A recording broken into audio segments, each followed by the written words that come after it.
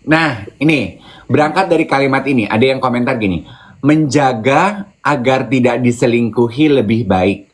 Nah, oke, aku pengen tahu dan membahas sedikit mengenai ini. Kalau lo, gimana sih lo menjaga agar hubungan lo, agar pasangan lo tidak berselingkuh? Coba, I wanna know. Kalau gue ya, gini. Selingkuh itu menurut gue sesuatu yang di luar kontrol gue. Ya. Dan gue kan lagi belajar ya untuk mencoba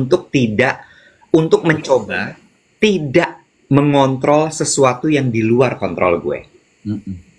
Mengatur, mengendalikan segala sesuatu yang di luar kontrol gue. Ya udah. Kalau misalnya sampai terjadi selingkuh, sakit apa enggak? Sakit pasti. Bener nggak? Karena lo pasti akan bertanya, apa yang salah sama gue? Ya nggak sih? Karena menurut gue ya, perselingkuhan itu bukan masalah perasaan sih nomor satu. Tapi? Self-esteem. Oke. Ya. Self-esteem tuh akan kena abis-abisan. Iya, betul. Sebagai korban yang diselingkuhin ya? Iya. Karena gini, yang kurang apa sama gue? Kenapa dia mesti sama orang lain? Apa gue kurang ganteng? Apa gue kurang cakep? Apa gue kurang cantik? Apa gue kurang semlehoy? Apa nih kurang enak gue? Apa nih kurang manis? Kurang apa gitu ya? Kurang apa gue?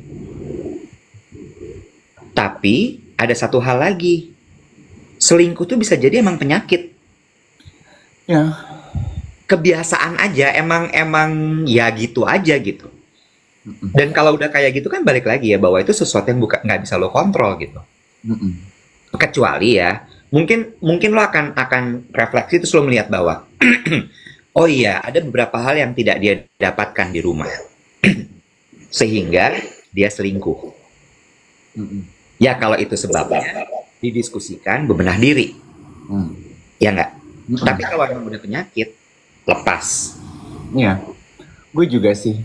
Kalau pertanyaan itu diajukan ke gue, gimana caranya menjaga agar pasangan lo tidak berselingkuh? Gak bisa dijaga menurut gue. Iya, gue tuh akan kontrolnya ke diri gue aja gitu. Karena pasangan gue intinya nggak bisa gue kontrol. Nggak bisa. Gue akan menjaga kualitas hubungan gue. Intinya adalah gue akan menaikkan kualitas diri gue setinggi-tingginya yang gue mampu. Dan gue tidak akan mau mengekang. Karena gini, gue menaikkan kualitas diri gue setinggi-tingginya berarti rasa percaya diri gue terhadap gue, that I bring the best in this relationship, itu yang akan gue pegang, hopefully ya, sampai the end of the relationship. Karena dengan begitu gue gini, lu mau lihat yang lain, silahkan. Yang lebih cantik, ada banyak. Tapi yang lebih baik, gue akan pilih value diri gue yang paling kuat apa. Yang lebih baik dari gue, cuman ini. Gitu loh. Lu lihat yang lain, monggo. Lu mau celup yang lain, lu mau basahin yang lain, silahkan. There can only be me. Lu mau cari yang lain, silahkan. Lu mau tinggalin gue juga nggak kenapa-napa gue. Justru kayaknya dengan that kind of self-esteem menurut gue, itu cara gue ya. Itu adalah tracker, itu adalah CCTV gue. So my CCTV is going back to myself gitu. Kalau gue semenarik, sebaik, seloyal, semandiri, kualitas gue tuh Wagyu grade A5 Kobe Jepang, say. Lu mau main, ya kan? Sapi pengkor di jalanan, silahkan say. Eke mas, Wagyu A5 say. Eke gak mau ribut sama sapi pengkor. Bener. Lu sandung lamur Wagyu A5, ya elah gue mesti ribut sama lu. Bye. Setuju. Tapi jangan denial ya. Denial tuh menurut gue akar dari segala permasalahan. Maksud gue kayak you just have to understand yourself, so you know well your values. Iya. Ya, sehingga ketika misalnya terjadi perselingkuhan gitu ya, misalnya nih, lo lihat, oh selingkuhannya ternyata oke lah, mungkin secara badan gitu ya, very physical, tapi lo yakin gitu, secara value, lo menang jauh dibanding dia gitu ya. Disitulah kan gini, Berarti shallow Hmm. penilaiannya. Mm-mm. Kenapa dia selingkuh itu ya benar-benar cuman fisikal yang dia cari. Mm-mm. Dan you understand gitu. Hmm. Tapi kalau misalnya fisik lo juga misalnya memang kayak udah nggak ada yang salah sama badan gue, you know, itu sesuatu yang nggak bisa lo kontrol lagi gitu. Emang kayak ya ada aja emang orang yang begitu. Lu tahu ya, gue nggak akan pernah lupa ya, ada saat zaman gue siaran di radio, ada satu kenalan gue perempuan ya. This story akan selalu gue ingat kalau ngomongin rumah tangga perselingkuhan. Kebetulan kasusnya laki-laki yang berselingkuh, kan, gitu ya. Kan ada juga perempuan yang berselingkuh. Anyway, the story goes something like this. Temen gue si perempuan ini perempuan kerja, cantik, ibu rumah tangga yang bertanggung jawab, a good mother to two of their children. Sekarang gue udah lost contact. Waktu itu cantik sama cakep, suaminya juga ganteng, ya, menarik gitu. Dia mengetahui untuk kedua kalinya suaminya berselingkuh. Mm-mm.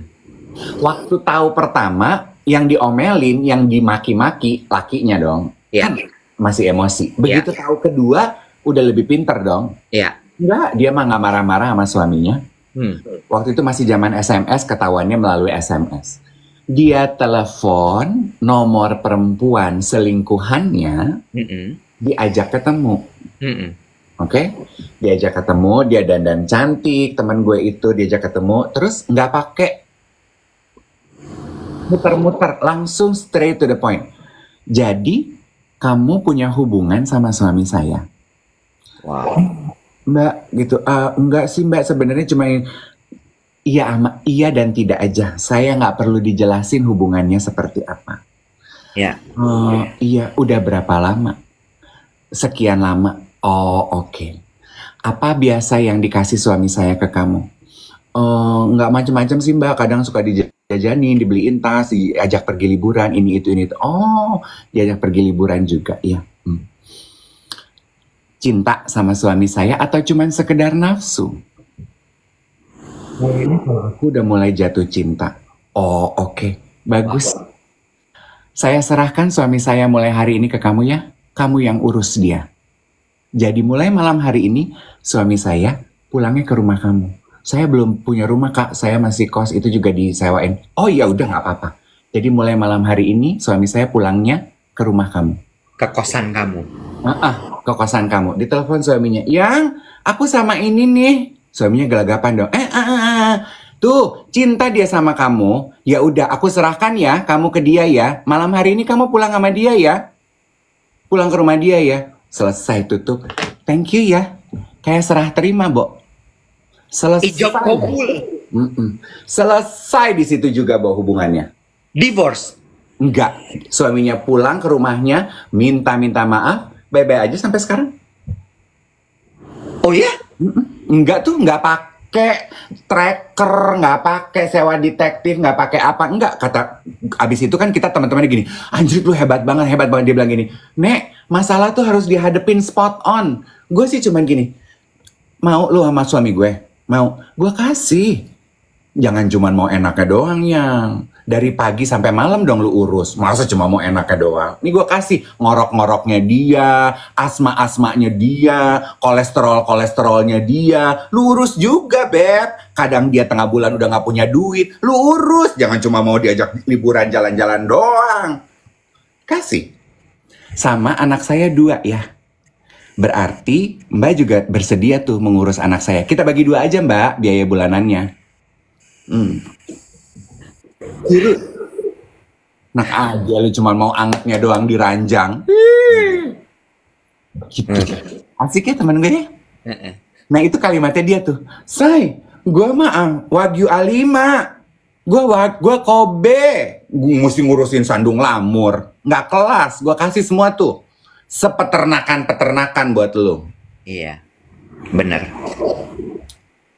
Ya, tapi butuh kematangan mental. Ya, dia udah 2 kali diselingkuhin. Untuk bisa sampai di titik itu. Dan menurut gue, lo juga butuh kedewasaan yang sangat tinggi untuk ada sampai di titik itu. Karena biasanya kan yang terjadi adalah mungkin masih pada muda-muda juga. Jadi yang bicara tuh udah bukan akal sehat, tapi udah perasaannya aja, emosinya gitu. Jadi ya maksudnya gue gini, kalau lu masih pacaran, pacar lu selingkuh, pacar lu melanggar trust lu, you should be thankful in a way. Ya, The way I see it ya. Berarti Tuhan nunjukin dia nggak kompatibel buat lo. ya, Don't waste your time ya, of having a decision to spend your life with that person. ya. No, honey. Gue ke trigger sama ada yang bilang tadi nih dia dari Jasmine. Selain kedewasaan, financial yang stabil dan secure secara pribadi. You know what? This is the thing. Nanti kita bahas nih ya pada saat ngomongin soal financial literacy.